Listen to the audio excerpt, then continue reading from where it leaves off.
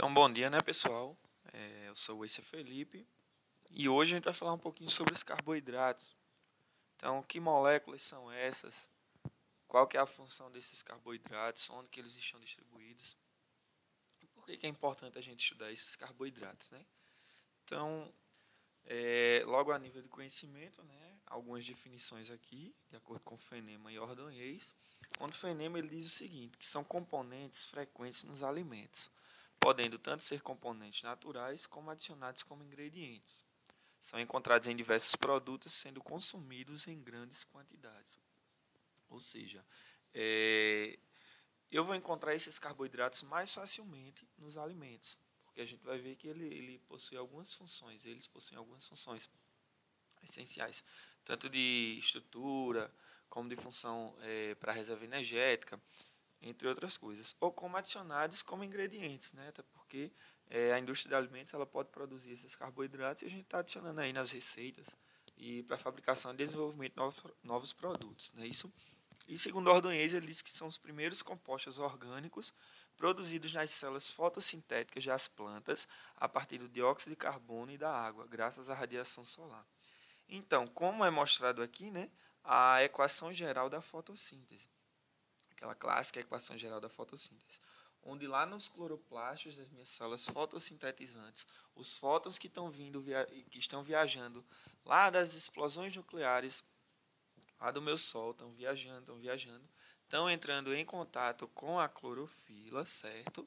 E captando o CO2 do ambiente com a água do solo, e estão convertendo em carboidrato e liberando oxigênio para o ambiente, certo? É lógico que não é tão facilmente assim, até porque acontecem algumas reações bioquímicas para que isso aconteça, né? Então, existe estado de excitação de elétron, onde a radiação solar ela vai arrancar um elétron de um determinado componente para que esse elétron se excite e passe lá pelos ciclos que acontecem dentro do processo fotossintético. Mas no mais é só para a gente entender que através da fotossíntese a gente consegue produzir esses carboidratos, ok? Então esses carboidratos eles possuem algumas funções, né? Como eu elenquei aqui para vocês, três grandes funções, que é a função de fonte de energia, ou seja, então eu estou consumindo o meu carboidrato para que ele consiga me fornecer energia na forma de que? Adenosina trifosfato, que a gente conhece como ATP. Então, uma molécula de glicose, que é justamente o que o meu corpo ele precisa, ele vai metabolizar essa molécula de glicose através de algumas vias metabólicas, como é o caso da glicólise, o ciclo de Krebs e a cadeia transportadora de elétrons. Então, o meu organismo vai pegar essa molécula de glicose, vai quebrar através dessas vias metabólicas e vai produzir energia na forma de ATP, né, nossa moeda energética, porque eu vou precisar de energia para desempenhar as minhas funções normais do meu dia a dia, como falar, como andar, como correr, entre outras. Os carboidratos eles também atuam como reserva energética, como a gente pode observar aqui, na forma de glicogênio e de amido. Mas o que reserva energética é essa? Ou seja, vamos pensar, o meu corpo ele precisa de glicose frequentemente, porque ele está metabolizando essa glicose para a produção de energia. Então, frequentemente eu preciso de energia no meu corpo. Então, o meu corpo ele é inteligente, ele pensa, não, vai chegar uma hora que eu não vou estar fornecendo essa glicose frequentemente, até porque a gente não passa o dia comendo, né? Como é óbvio isso. Então, meu corpo ele pensa o seguinte: naqueles momentos em que eu não estiver metabolizando, que eu não tiver energia para metabolizar, eu vou fazer o quê? Eu vou armazenar. Então, nos organismos de origem animal, essa glicose ela é armazenada na forma de glicogênio. E nos organismos de origem vegetal, ele é armazenado na forma de amido. Por quê? Para que quando o meu organismo ele estiver precisando de energia, ele vai ter de onde buscar, que é justamente dessas reservas energéticas. Né? Então, o meu corpo, quando ele está precisando de glicose no sangue, para que ele absorva, a minha célula absorva e ele produza ATP, o glucagon, que é um hormônio, ele vai mandar o sinal para o glicogênio, para que esse glicogênio ele libere glicose, né, no meu sangue para que ela possa ser metabolizada. Então, acontece que esse glicogênio ele está armazenado tanto nos fígados, né, como nos músculos.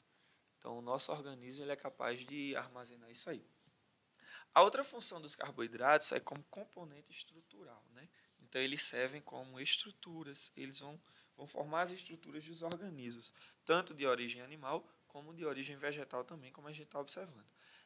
Nos organismos de origem animal, esses carboidratos, eles, eles estão na forma de quitina, né?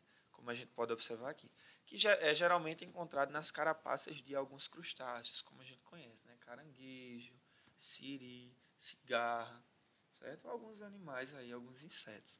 E a celulose, ela está presente ali na parede celular, né? Dos meus vegetais. Está nos troncos de árvores, nas folhas, certo? É onde a gente consegue obter, porque essas moléculas de glicose estão unidas através de ligações glicosídicas, como a gente vai ver um pouquinho mais à frente, né? Então aí forma esses componentes aqui que são muito grandes, né? Onde eu tenho a união de milhares e milhares de moléculas através desse tipo específico de ligação, ok? Então, dando continuidade, esses carboidratos eles podem ser classificados quanto a algumas classificações, né? Então, a primeira delas que eu coloquei para vocês é quanto à hidrólise. E a hidrólise, ela lembra o quê? Ela lembra uma quebra em meio aquoso. Ou seja, eu tenho carboidratos muito grandes, como é o caso dos meus polissacarídeos, que a gente citou, né? O amido, a quitina. E eu posso quebrar essas moléculas, que são muito grandes, em moléculas menores. Tá? Então, a partir do momento que eu vou quebrar essas moléculas grandes em moléculas menores, esses meus carboidratos eles vão ser classificados de acordo com o número de moléculas, né, de monossacarídeos que eu tenho ali presentes. Então, um monossacarídeo é apenas uma molécula de carboidrato, certo? O caso da glicose, o caso da frutose, são monossacarídeos. Já os disacarídeos, como o nome já diz, né, quando eu tenho a união de dois monossacarídeos. Tá? Um exemplo aí a gente tem a sacarose. Ok? Dos oligossacarídeos é quando eu tenho um número entre, alguns autores eles preconizam entre 3 a 20 monossacarídeos e alguns outros autores eles preconizam como de 3 a 10 monossacarídeos. Então, quando eu tenho essas unidades aí, eu formo os oligossacarídeos. E acima aí de 10 ou de 20, de acordo com o autor que eu estou pesquisando, que eu estou consultando, eu posso ter um polissacarídeo, né? Então, exemplo de polissacarídeo a gente já viu no slide anterior, que é o que? O amido, o glicogênio, a quitina, que são milhares e milhares de moléculas de glicose unidas através de ligações glicosídicas. E eles também podem ser classificados quanto ao número de carbonos, né? Então, em triose, tetrose, pentose e hexose. Triose, o nome já diz, né? Quando eu tenho apenas 3 carbonos na minha molécula. Onde, como exemplo principal, eu tenho um gliceraldeído. E esse gliceraldeído, ele é o menor carboidrato encontrado na natureza, né? Na tetrose, a gente tem o quê? 4 carbonos. Eu tenho eritrose, treose, pentose, eu tenho 5 e hexose, eu tenho 6, que são as formas mais comumente encontradas na minha natureza, ok? E esses carboidratos eles também podem ser classificados de acordo com o grupo funcional, né? Então, lembrar lá da minha química orgânica, terceiro ano do ensino médio, quais são as funções orgânicas que a gente encontra. Então, lá a gente tem aldeído, álcool, cetona, éster, éter, ácido carboxílico. E esses carboidratos eles podem ser classificados de acordo justamente com esse grupo funcional, né? Como exemplo aqui da minha glicose, que ela é uma aldose, porque o grupo funcional dessa molécula, ele é justamente um aldeído, eu tenho um C-O ligado a um hidrogênio, né? A frutose, que ela é uma cetose, essa cetose ele tem um grupo funcional, ele tem a função orgânica, né, de uma cetona. Como a gente também encontra aqui a manose, que é um aldeído, uma aldose, e a galactose, que também é uma aldose. Né? Ambos são monossacarídeos, como a gente pode observar aí. Okay? E lembrar que o que vai mudar um composto do outro, desde que a química é química, é apenas a posição de um átomo. Se eu mudo a posição de um átomo, eu vou mudar totalmente a propriedade física ou propriedade química desse alimento. Certamente aqui, por exemplo, eu mudei o grupo funcional. Então, eu tenho a glicose, né, que é produzida através das plantas, e a frutose, que é o açúcar encontrado nas frutas. Mudei a posição, eu já estou mudando o tipo do açúcar, a propriedade física ou química desse açúcar, o poder de doçura desse açúcar, o poder de mutarrotação desse açúcar, e por aí vai. o índice de refração que esse açúcar ele possui, né? E falando em rotação, né, a gente tem que lembrar um pouquinho da isomeria óptica, né? Então, vou falar um pouquinho dela agora, o que seria essa isomeria óptica. Lembrar lá do meu terceiro ano, né, do ensino médio, os compostos orgânicos que apresentam isomeria óptica, né, isomeria cis ou trans, que é o que? Quando eu tenho justamente a ação de um carbono assimétrico ou carbono quiral, que é justamente esse carbono aqui do meio, que ele possui 4 ligantes diferentes. E ele apresenta isomeria óptica porque quando eu comparo, quando eu coloco esse meu carboidrato, essa minha molécula na frente de um espelho, existe a mudança na posição desses átomos ligantes aqui, né? Ou desses ligantes. Mas por que isso aí é interessante para mim? Porque, como eu falei para vocês, né, a conformação de uma molécula ela vai mudar totalmente a propriedade física e química dessa minha molécula. Então, dentro da análise de alimentos, a gente tem o aparelho chamado de polarímetro, que é justamente esse polarímetro, esse equipamentozinho que a gente observa aqui nessa figura. Tá? E esse polarímetro ele vai medir a rotação da luz, ou seja, eu vou adicionar uma amostra, né, de um carboidrato, geralmente os monossacarídeos aqui presentes, tá? E eu vou ver qual que vai ser a direção que esse meu feixe de luz, que vai ser injetado aqui, ele vai tomar na minha molécula. Tá? Se ele vai tomar o rumo, ele vai ser desviado para a direita, ou se ele vai ser desviado para a esquerda. Mas você me pergunta novamente, por que eu preciso saber disso? Porque justamente, se o meu carboidrato ele desvia a luz para a direita ou para a esquerda, eu vou saber interpretar e entender como que essa molécula ela está contida na minha natureza, no meu espaço, e quais são as propriedades que essa minha molécula ela apresenta. Tá? Então, a gente tem aqui o exemplo do gliceraldeído, certo? Onde ele possui isomeria óptica, né? E se a gente não tem um aparelho de polarímetro, a gente pode observar a isomeria através da minha cadeia, certo? Da minha cadeia desse meu carboidrato. Por quê? Existe um bizu que ele diz o seguinte: se essa hidroxila do penúltimo carbono, tá? Do penúltimo carbono assimétrico, ela estiver do mesmo lado, do lado direito, tá? Do meu grupo funcional, esse meu carboidrato, ele é um carboidrato D. Então, ele é um destrógeno, significa que ele polariza a luz, ele desvia a luz para a direita.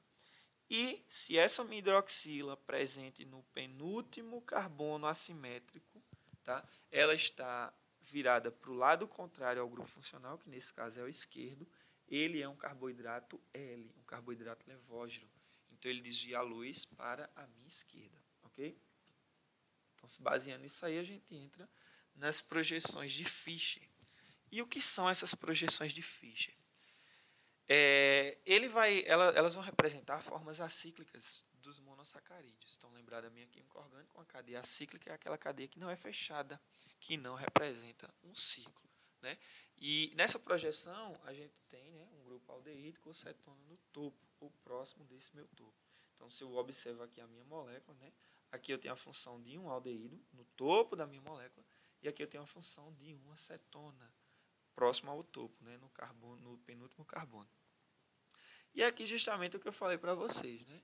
A questão açúcares D, ele tem a hidroxila do penúltimo carbono, lembrar que é o carbono assimétrico, tá? À direita, o último carbono assimétrico e penúltimo carbono da minha molécula, tá?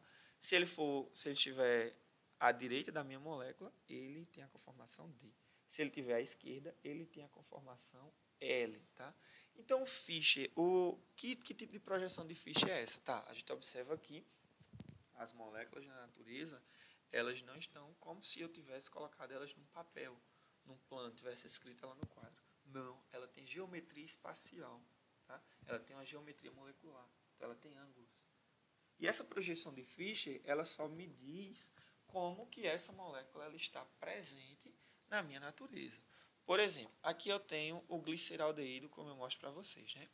Que ele corresponde a essa minha molécula aqui, que tem algumas ligações pontilhadas e uma ligação que não está pontilhada. E justamente isso aqui é só para me mostrar como que essa molécula ela está presente na natureza. Ou seja, essa ligação que não é pontilhada, tá? ela diz o seguinte, que justamente essa ligação ela sai do plano do papel na direção do observador. Ou seja, é como se esse carbono estivesse aqui nessa tela e essa hidroxila e esse hidrogênio estivesse para frente dessa minha tela, tá? Então, meu carbono está no meio e essa hidroxila e esse hidrogênio estão para frente, assim como esse hidrogênio aqui de baixo, juntamente com essa minha hidroxila, estão para frente. E essas ligações pontilhadas, elas saem do plano do papel na direção contrária do observador. Ou seja, eu estou olhando aqui para o plano do meu papel, esse carbono está no meio, tá? Mas essa ligação aqui, ela diz que esse meu carbono está virado lá para trás, está para trás desse outro carbono, assim como esse outro carbono aqui presente, né? Então, esse carbono está lá para trás e esses meus ligantes não pontilhados, eles estão aqui para frente, um pouquinho mais para frente, tá? Então, depois dessa projeção de Fischer, aí a gente tem um conhecimento, né, chamado, que a gente precisa, né, conhecer como que acontece uma ligação hemicetálica ou uma ligação hemiacetálica. Por quê? Fischer, ele disse que a molécula se comporta dessa forma na natureza. Só que a gente sabe que as teorias científicas elas são derrubadas frequentemente, né? Então depois vieram outros pesquisadores, né, que descobriram que não é assim totalmente que as moléculas elas estão presentes na minha natureza, ok? Então só para a gente entender o que é uma ligação hemiacetálica ou uma ligação hemicetálica. Então para que eu entenda como acontece, né, como são formadas as outras estruturas, eu tenho que entender bem direitinho como que é formado cada uma desses tipos de ligações. Então, a ligação hemiacetálica é quando eu tenho um aldeído e eu vou unir esse aldeído a um álcool. Tá vendo aqui, ó, função álcool, função aldeído. Aqui eu tenho um radical, né, que é justamente a minha molécula. E como é que vai se dar essa ligação? Então, vamos prestar atenção, vocês têm que entender um pouquinho de química aqui. Essa minha hidroxila, como vocês observam aqui, esse meu oxigênio, ele vai ser responsável, gente, lá na tabela periódica a gente sabe que o oxigênio ele é um elemento muito eletronegativo, tá? Então ele consegue quebrar algumas ligações, como também o hidrogênio, tá? Então esse hidrogênio, lá que a gente conhece das reações de hidrogenação, né? O hidrogênio ele pode ser um fator que vai quebrar duplas ligações, e é justamente o que vai acontecer nessa minha molécula. Esse hidrogênio, esse oxigênio vai atrair esse hidrogênio dessa minha hidroxila, tá? Esse hidrogênio vai vir para cá e vai quebrar essa dupla ligação, tá? O que é que vai acontecer? Quando esse meu hidrogênio quebrar essa minha dupla ligação, essa dupla ligação vai se tornar uma ligação simples, ligação saturada. Acontece que o meu carbono, ele é tetravalente, então ele precisa fazer 4 ligações, como a gente conhece, né? A partir do momento que esse hidrogênio ele vem e quebra essa minha hidroxila, esse meu carbono vai ficar apenas com uma ligação aqui. Então ele vai ter uma ligação aqui, uma aqui e uma aqui. O que é que vai acontecer com esse meu carbono? Ele vai precisar fazer uma nova ligação, tá? Então tenham isso em mente. Mas o que é que está acontecendo aqui? Quando eu quebrar essa dupla ligação, esse meu oxigênio ele vai ficar instável. Porque o oxigênio, lembrar lá da minha regra do octeto, química geral, né? Lá na distribuição eletrônica de Linus Pauling, eu preciso, esse meu oxigênio, para que ele se estabilize, ele precisa fazer 8 ligações.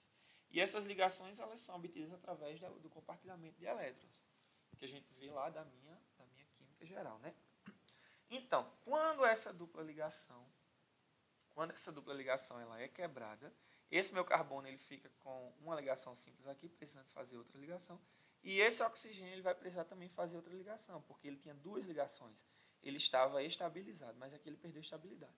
Só que o oxigênio ele é um elemento muito eletronegativo, então ele atrai os elementos eletropositivos para ele. O que é que ele vai fazer? Ele vai pegar esse hidrogênio daqui e ele vai puxar para ele. É justamente o que a gente observa aqui, ó.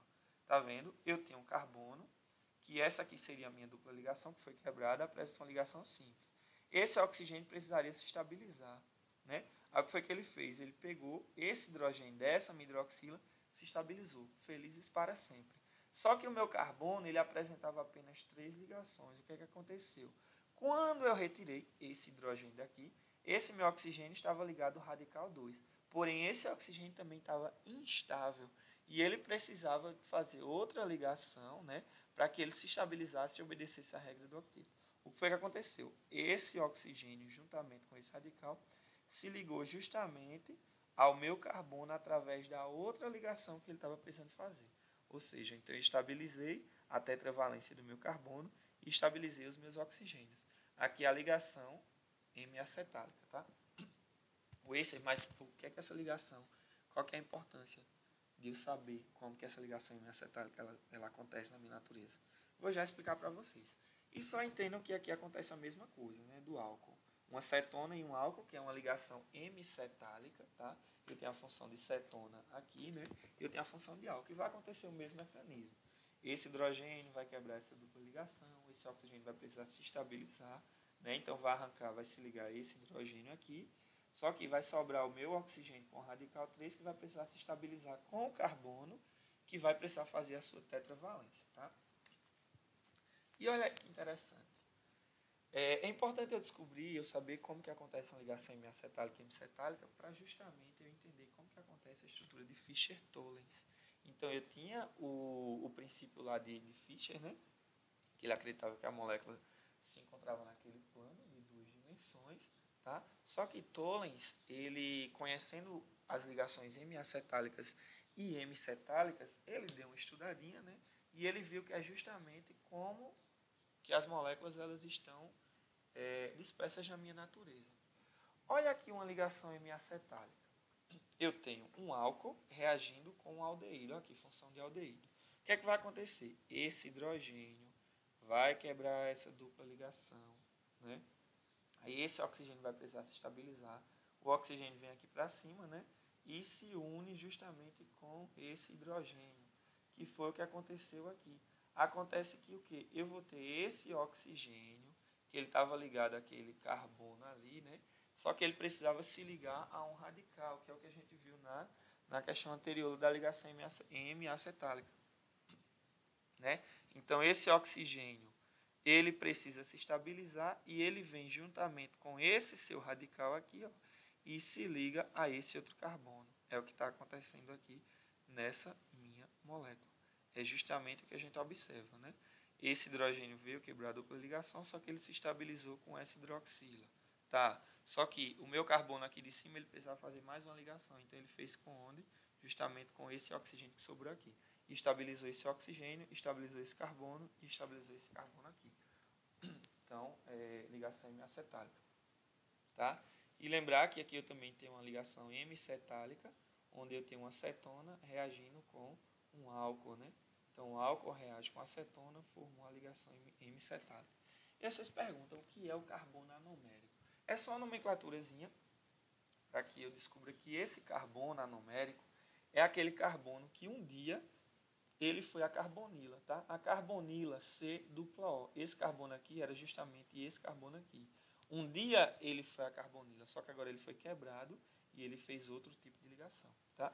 Então isso aqui é só para mostrar que a minha molécula de carboidrato, ela não se encontra na forma acíclica, como Fischer acreditava. Ela se encontra na forma cíclica, tá? Então ela é uma cadeia fechada. Aí vem justamente a projeção de Raouf. E Raouf ele faz o seguinte, ele pega o princípio de Tollens e ele transforma essa molécula aqui, ó, num plano tridimensional. E o que é que ele faz? Ele pega essa molécula e apenas cria nessa nova fórmula aqui, molecular que a gente observa. Tá? E como é que isso acontece? Ele diz que o que? Todos aqueles meus compostos que estão do lado direito em Tollens, eles vão estar abaixo do plano em Raouf, tá? Então, os compostos que estão aqui do lado direito em Tollens, eles vão estar abaixo do plano em Raouf. E os compostos que estão do lado esquerdo em Tollens, eles vão estar acima do plano em Raouf, que é justamente o que a gente observa aqui, ó. Tá vendo? Eu tenho aqui esse meu oxigênio, esse meu carbono aqui é justamente o meu carbono 6, né?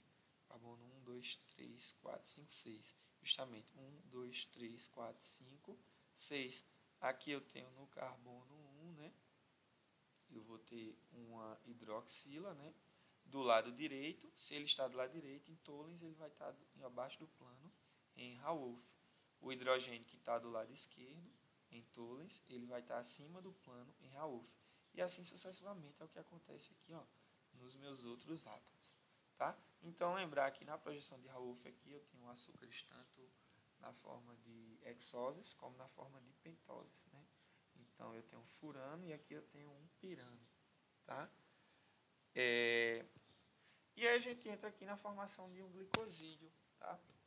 Então, lembrar, um glicosídeo, uma ligação glicosídica, ela é diferente de uma ligação hemiacetálica e de uma ligação hemicetálica. Em termos de que a ligação hemiacetálica e hemicetálica é a ligação que acontece na minha molécula, tá? É uma ligação que acontece na minha molécula de monossacarídeo, que ela vai unir a minha molécula e vai transformá-la na forma cíclica, formando um ciclo, né?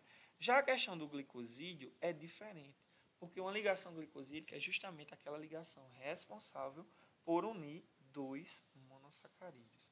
Então, aqui eu tenho a glicose unida com a frutose, formando a sacarose. E como vai se dar essa união? Então, aqui eu tenho a questão das minhas hidroxilas, tá? As minhas hidroxilas, nesse caso aqui, é um tipo de ligação alfa 1. Nesse caso aqui, a gente tem alfa 1, 2, né?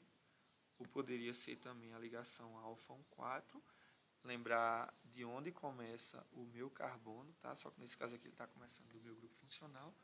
Porque ela está acontecendo entre a hidroxila alfa, porque essa minha hidroxila está abaixo do plano, é um bisu também. Se ela estiver abaixo do plano, o tipo dela é alfa. Se ela estiver acima do plano, ela é beta.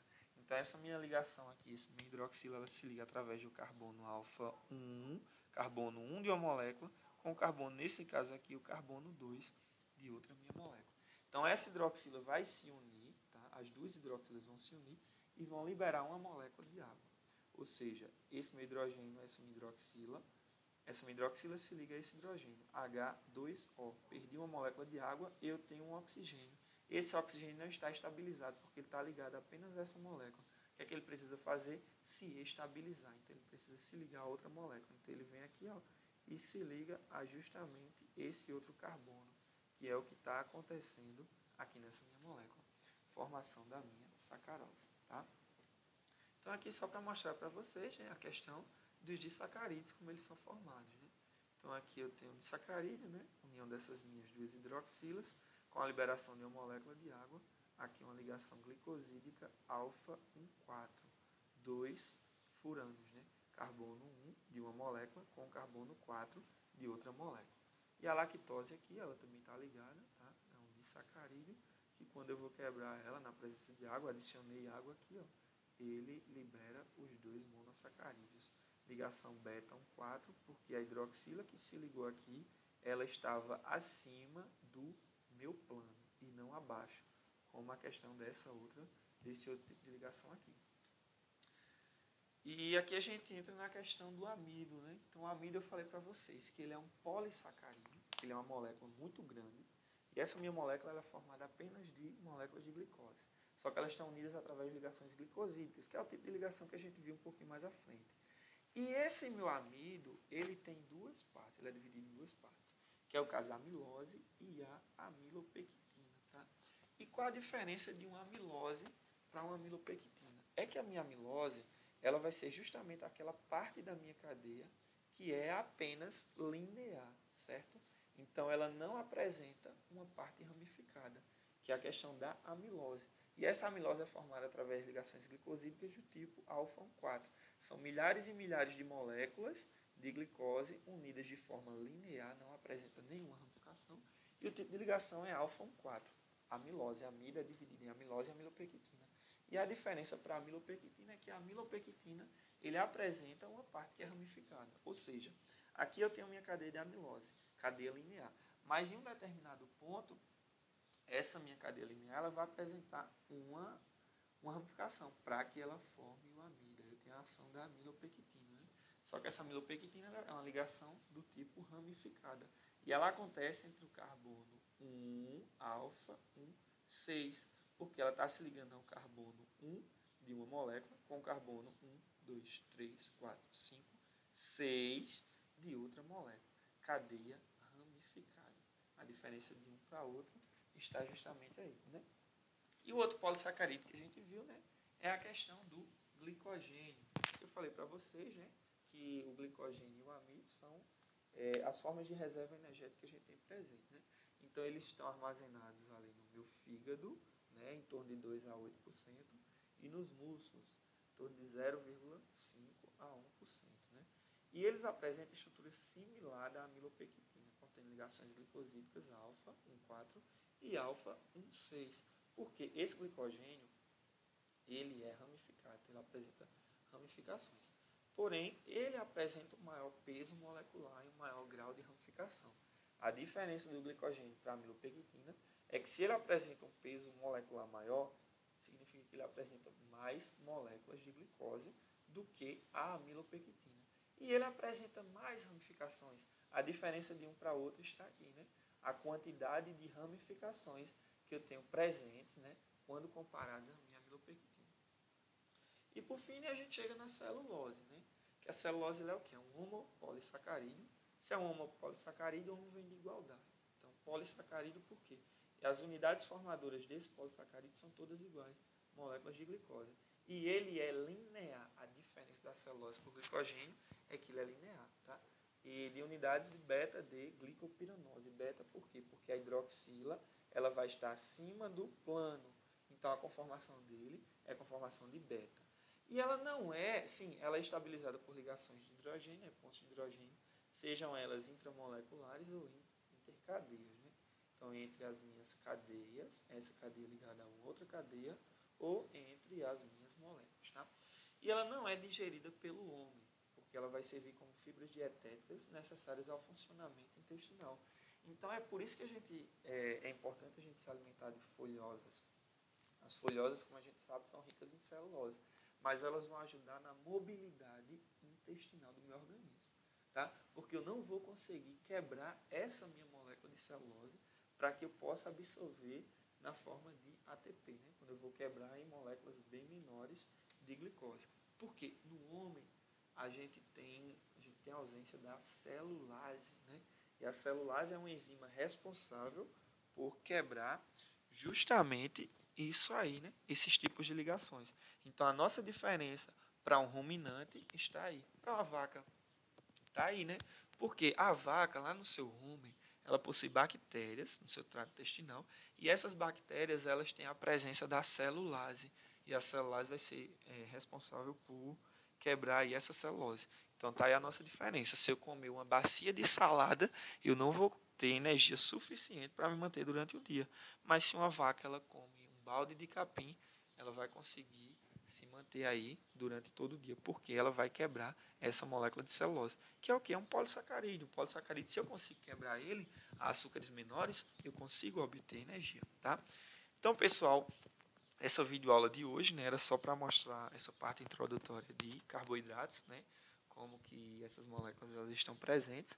E a próxima que eu vou fazer, ela vai ser voltada para as reações, né, para propriedades físicas, propriedades químicas desses carboidratos e também as reações que acontecem nesses carboidratos. Então, a gente tem reação de caramelização, a gente tem as reações de escurecimento enzimático e não enzimático, e a gente tem reação de Maillard, né, gelatinização do amido, retrogradação do amido, que a gente vai ver um pouquinho mais à frente nas próximas aulas. Assim que eu preparar, eu vou repor para vocês, tá? Eu vou colocando. Então, na verdade, pessoal, eu não ia continuar esse canal. Então, faz 8 meses que eu postei o primeiro vídeo, que era de introdução à ciência e tecnologia de alimentos. Só que como eu consegui, eu venho recebendo alguns elogios, alguns e-mails de algumas pessoas me pedindo para continuar, eu vou continuar para vocês. Então, o meu e-mail ele está aí sendo mostrado, tá? Então, se vocês tiverem dúvida de alguma videoaula ou algum tema que vocês querem dentro da área de alimentos, né? Da área de ciência e tecnologia de alimentos, que vocês querem que eu aborde, aí vocês me mandam um e-mail pedindo, e aí eu vou tentar, na medida do possível, estar fazendo essas videoaulas, tá? Então, se vocês estão gostando aí, né? Eu preciso muito da opinião de vocês.